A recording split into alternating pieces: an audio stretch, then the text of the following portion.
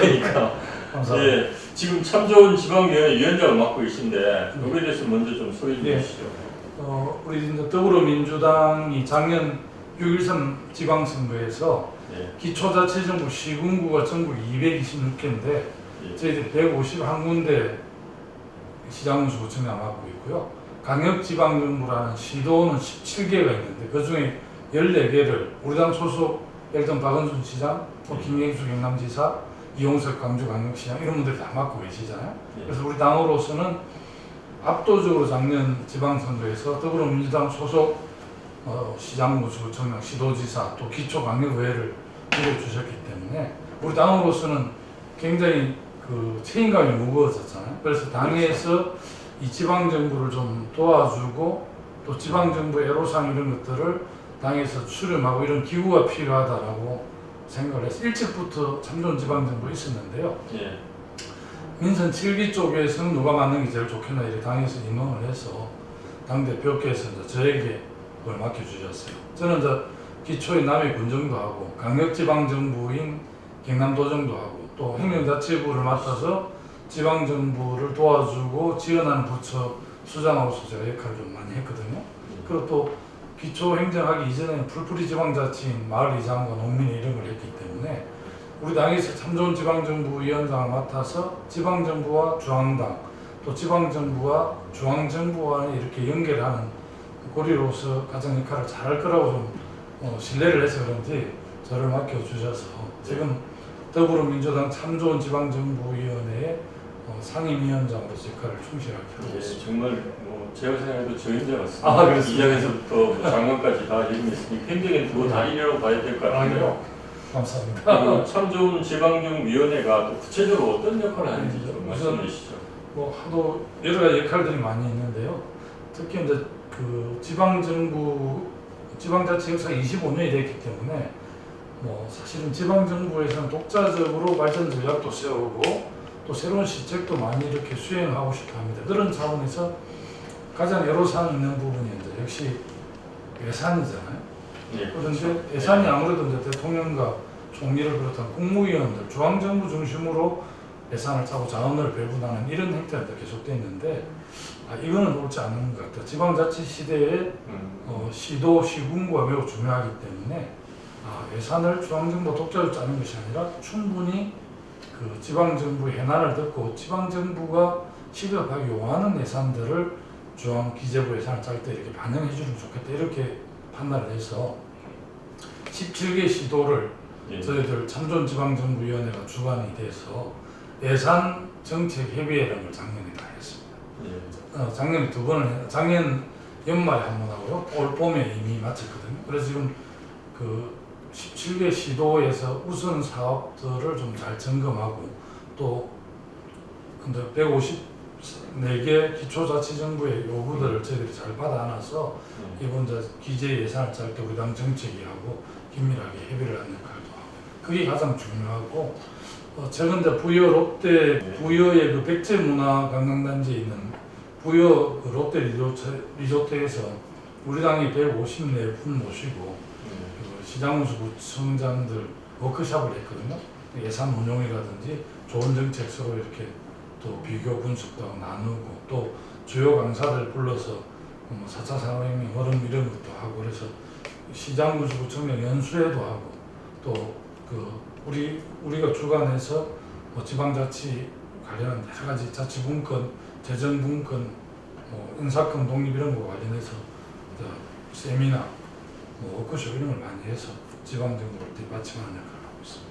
예, 그리고 이번 추경도 네. 그 예산 편성할 때 그 시군 입장을 많이 반영하는 예, 그런 그렇습니다. 역할을 또 하게 되나요? 특히 포항의 지진 문제와 관련해서 거기 이제 우리 허대만 위원장, 오정기 위원장 그런 요구도 있고요. 또 포항시에서도 요구도 있고 이철우 경북도지사 요구도 있고 그래서 이제 포항 지진 후속 대책에 대한 예산, 또 강원도 산불 피해 대책에 관한 예산, 또 지금은 좀 잠잠해졌습니다만 미세먼지라는 게 굉장히 지금 환경 영향을 많이 미치기 때문에 이런 해난들하고 또 군산 목포 또 경남의 창원, 거제, 통영, 고성, 울산 이런 조선업 위기에 오면서 그 산업위기 지역, 고용위기 지역에 대한 그 그 예산 이런 부분들 요구도 많이 있어서 그런 부분으로 적극적으로 요청을 해서 어쨌든 저희 참 좋은 지방정부위원회는 예. 기초든 강력이든 지방정부를 대변하는 위원회이기 때문에 저는 적극적으로 또 지방이 잘 되는 것이 결국 대한민국이 잘 되는 것이기 때문에 그런 차원에서 지방정부의 여러 가지 해난 애로사항들을 적극적으로 당에 요청하고 이렇게 합니다. 이 모임을 어떻게 인교식으로 나요? 저희들이 이제 제가 참 좋은 지방정부위원회 상임위원장이고요. 시도지사를 대표해서 최문선 강원도지사 공동위원장, 시장군수구청장을 대표해서 황명선 논산시장이 예. 위원장인데 예. 최근에 이제 그 바뀌어서 이제 공동위원장 선임을 바꿔야 되는데 지금은 서대문구의 문석진 구청장이 이번에 새로 뽑혔거든요. 그래서 시군구를 대표해서는 문석진 서대문구청장이 공동위원장, 시도를 대표해서는 최문선 시장, 저는 이제 상임위원장 이렇게 하고 그 상임 위원들이 있습니다. 그 지방 정부를 많이 지원하는 국회의원들, 또 전직 국회의원들, 전직 시장군수구청장 이렇게 해서 우리 참좋은 지방정부위원회 상임위원회가 있고 또 자문위원회가 있고 기구가 좀 방대합니다. 많은 사람들이 참여하고 있어서 어쨌든 지방정부와 중앙정부, 지방정부가 우리 당의 가교 역할을 충실하게 하고 있습니다. 예, 어쨌든 뭐 예산을 잘 적재적소에 잘 써서 지금 민생이 어려운데 그렇습니다. 예, 국민들이 좀 더 경제적으로 좋은 모습을 볼 수 있었으면 좋겠습니다. 네, 그렇게. 이와 관련한 이번에 지금 일본이 또 수출 규제 조치를 네. 단행함으로써 우리 한국 경제가 상당히 위기 상황에 처해 있는데 여기에 대한 해법이나 또 입장은 어떤 건지 그리고 여야의 지금 뭐 해법에 대해서 서로 갈리고 있는데 원님 입장을 얘기 좀 해주시죠. 저는 이제 대한민국의 큰 틀에서 보면 대한민국이 새롭게 좀 다잡는 계기가 되지 않았을까. 우선 뭐 자유무역이라는 이 국제무역 질서 때문에 가능하면 좀 좋은 제품 싼값에 서로 이렇게 비교에 의해서 그렇죠. 자유롭게 예, 이렇게 예. 무역이 이루어져서 서로 윈윈하는 게 저희 자유무역의 기본 정신인데 어쨌든 아베 총리가 이제 어제 끝난 어제 끝났죠. 네, 어제 끝난 네. 참여연 선거를 겨냥해서 어쨌든 보수 우익을 좀 직결시켜서 참여연 선거에 총수 정리하고 또 장기적으로는 문재인 정권이 아마 아베 정권이 좀 불편한가 봐요. 그래서 한국 이 수출 규제를 통해서 한국 경제를 좀 어렵게 만들어서 내년 총선이라든지 또 자기의 뭐 아베에 좀 가까운 정권을 세우겠다 이런 의도가 있다는 게 파다했잖아요. 예. 그래서 저는 주권 국가의 그건 내정 간섭일 뿐더러 있을 수 없는 일이거든요. 그리고 지금까지 그 아베 어쨌든 일본이 65년 그 한일협정 맺은 이후에 무역에서 벌이된 무역 역조가 한 708조 정도 되잖아요. 매년 예. 25조 정도 우리가 그 손해를 보고 있는데 자기들 3위 수출국이고 일본 자체가 어쨌든 그 자유무역을 통해서 세계 최고의 선진국이 예. 부강한 나라가 됐는데 그 룰 자체를 스스로 깼다는 게 있을 수 없고 또 국내 정치에 대해서 가장 가까운 이웃을 그렇게 한다면 동의하기 어렵습니다. 많은 분들 또 어떤 분들은 그 근대화론을 주장하면서 일본이 뭐 잘 지원해서 한국이 이렇게 잘 된 거 아니냐 이런 말씀도 하시지만 36년간 그 소위 조선에서 그 어마어마한 자원을 수탈해 가서 자기들이 제국주의가 됐고 또 저는 그때는 패전국이 돼서 굉장히 어려웠을 때 6.25 사변이라는 동족 상대하는 비극을 가정해서 어마어마한 전쟁 물자를 공급해서 일본이 일어서게 된 거거든요.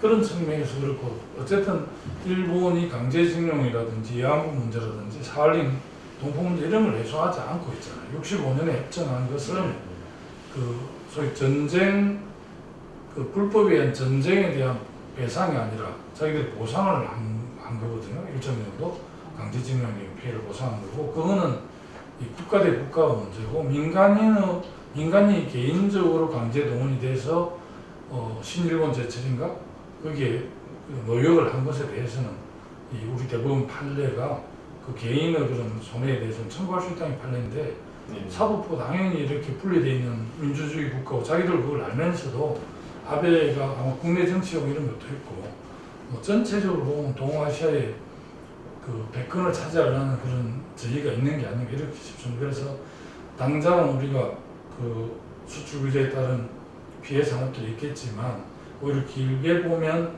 한국이 소위 주요 부품 소재에 대한 국산화 비율을 높이고 또 수입을 다변화해서 그런 걸 새롭게 딱 전략을 짤 수 있는 계기가 되어 있기 때문에 당장은 좀 쓰지만은 저는 나중에 약이 될 거라고 그렇게 생각을 합니다. 네, 알겠습니다.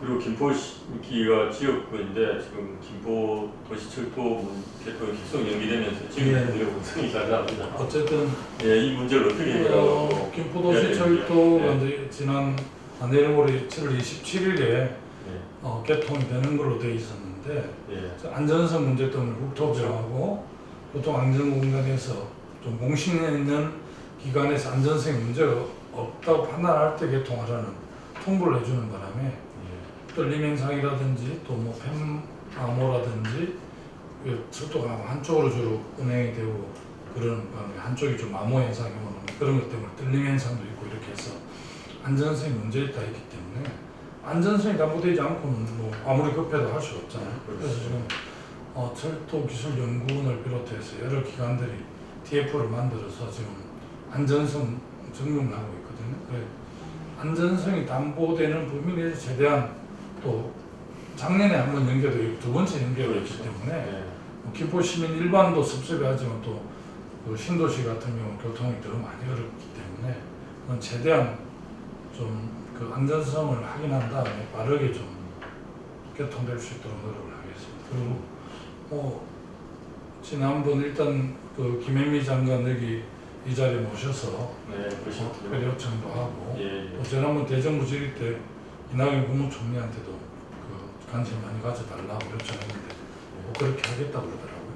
일단 뭐 한 10년 정도 1조 한 5,500억 정도 투입해서 10년간 한 사업입니다. 그렇죠. 근데 아마 이게 철도 노선에 문제가 있는지 차량에 문제 있는지 여튼 어쨌든 그 교통안전공단에서 볼 때는 약간 문제가 있다고 지적을 했기 때문에 뭐 완벽하게 점검을 해서 할 수 있는 건지 아니면 조금 뭐 부족하더라도 이제 운행 과정에서 지금 보완을 하고 있기 때문에 여튼 안전성이 담보되면서 좀 더 빠르게 교통해서 시민들의 불편을 해소할 수 있도록 노력하겠습니다. 하반기는 개통이 되겠죠? 되도록 해야 되지 않겠습니까? 예. 지금 이제 그러나도 뭐 2달이냐 한 달이냐 3달이냐 이런 질문들을 시민들께서 궁금해하는 게 많이 하시는데 저희들이 뭐 안전진단이 정확하게 끝나지 않고서는 개통 시기를 적시할 수는 없어서 시민들이 많이 죄송하고 송구하지만 어쨌든 안전점검을 우선적으로 하고 안전에 이상이 없을 때 행정적인 절차는 최대한 빨리 줄여서 개통을 좀 다르게 할 수 있도록 그렇게 노력을 하겠습니다. 예, 그리고 지금 이제 고정 3년인데 3년간의 성과가 예. 어떤 것이 있는지 또 가장 어려웠던 이 고량 있는 점 좀 말씀해 주시죠. 저는 네. 뭐 국가적 의제에 대해서는 그냥 양극화 해소, 불평등 구조를 바꾸는 네. 뭐 그 세법도 좀 개정안도 내고 또 상임위 활동에서 그런 부분을 뭐 기재부 장관이나 또 한국은행 총재나 이런 쪽에 나름대로 많이 좀 지적도 하고 또 자치분권 균형 발전에 대한 큰 틀에서 법안도 내고 그렇게 했습니다만 우리 지역으로 보면 김포가 워낙 빠르게 성장 발전하면서 해남들이 많잖아요. 교통, 교육 네. 이런 해남들이 많아서 제가 국회의원 처음 될 때 한 10가지 약속을 했는데 지금 8가지, 9가지 정도는 거의 완성되거나 내년까지 완성될 거라서 좀 보람 있게 생각을 합니다. 예를 들면 뭐 10년 수건 사업이었던 고천고등학교 신설에 지금 한참 학교를 짓고 있어서 내년 3월에 개교를 하게 되고 예. 또 김포의 뭐 랜드마크가 될 수 있는 시내폴리스, 풍무역세권 이런 중앙정부처에 굉장히 애로사항이 많았는데 중앙부처, 상계부처하고 또 경기도하고 이렇게 잘 설득해서 다 허가를 지정해서 살고 진행되게 되어 있고요. 또 뭐 학교 이 급식시설, 체육시설 이런 확장도 또 많이 하고 김포 강화 그 고속도로도 접사를 되게 되고 또 수도권 내곽순환도로도 올해 910억 정도. 예. 어쨌든 김포의 크고 작은 해난에 대해서는 거의 다 책임지고 하고 있고 저는 그런 점에서 어떤 국회의원들이 뭐 근본적으로 욕을 많이 먹지만 어쨌든 나름대로 최선을 다했고 또 시민들께서 저희들 그런 진정성을 좀 더 이해해 주시라고 믿습니다. 예. 그부터 이제 내년 총선이 한 10개월 정도 남았습니다. 내년 총선에 또 그걸 준비하셔야 될 텐데 또 준비는 어떻게 하시고 또 그 마지막으로 지역민들 총선 준비라는 게 따로 있습니까? 여러 이제 크고 작은 해난들이 계속 많이 생기니까요. 네. 저는 또 국민을 대표하지만 김포 시민을 대표하는 대표성을 갖고 있기 때문에 또 제가 그 고향이 아닌 곳에 와서 국회의원을 하고 있기 때문에 남다르게 이제 김포 해난, 크고 작은 해난을 확실하게 챙기고 있고요. 또 그렇게 또 김포가 좀 해난이 큰 발행은 그제 여론조사를 보니까 5호선 연장 작업을 하고 있는데 5호선 연장이 가장 우선이지만 9호선보다는 지금 5호선 확정이 좀 더 가능성이 높고 빠르기 때문에 지하철 5호선 연장하는 문제, 해난 문제하고 또 아무래도 한 45만 되고 앞으로 뭐 80만 될 거니까 이 큰 병원에 대한 그 기대치가 높아서 그리고 또 종합 병원 유치하는 이런 문제 또 어쨌든 교육 교통 여건을 좀 잘 갖추어서 김포 시민들의 삶의 질을 높이는 데 있어서 국회의원으로서 해야 될 역할. 이제 뭐 저희들은 이제 석고 터주고 그 시장님은 불회의원인데 시장님 시정을 잘할 수 있도록 국회의원으로서 좀 크고 작은 해난들을 해결해 드리는데 최선을 다하겠습니다. 그 김포 시민들한테 마지막으로 하고 싶은 말 또 당부하고 싶은 말 좀 한번 해주시죠. 민선 7기 김포시정이 시민 행복 김포 가치를 2배로 높이는 걸로 되어 있는데요. 김포 가치를 2배로 높인다는 것은 아마 시민들의 그 생활 환경, 김포 삶의 질을 높이는 거라고 생각을 합니다. 그와 관련해서 좋은 일자리, 또 양질 의료 서비스, 교통, 교육 여건을 바꾸는 거라고 생각을 합니다. 제가 김포 시민을 대표하는 국회의원으로서 우리 김포시의 미래 성장 동력과 관련해서 SOC든 아니면 소프트웨어든 국회의원이 심부름하고 역할을 해야 되는 부분은 정말 소홀함이 없도록 최선을 다할 생각이고요. 시민들이 또 시정이나 또 의정이나 국정에 많은 관심을 갖고 또 좋은 의견도 내주시고 함께 참여할 때 저는 시정과 뭐 도정, 국정, 또 의정이 함께 발전한다고 생각합니다. 그런 측면에서 우리 시민들께서 시정이나 또 의원들한테 많은 관심도 가져주시고 잘하면 격려도 해주시고 또 잘못하면 비판과 채찍을 아끼지 않았으면 합니다. 하여튼 시민들과 함께 우리 김포시가 더 살기 좋고 품격 있는 도시로 발전할 수 있도록 노력하겠습니다. 시민들과 함께 해주십시오. 감사합니다. 이 사진이 굉장히 유명한 사진인데요. 일본하고 독일이 다른 길입니다. 이 독일은 나치 확정이 돼서 철저하게 이게 자기 반성을 했습니다. 이 사진을 찍어서 유럽의 언론들이 뭐라고 했냐면 무릎을 꿇은 사람은 일본한테 총리 한 사람이지만 독일 전체 국민은 일어섰다라고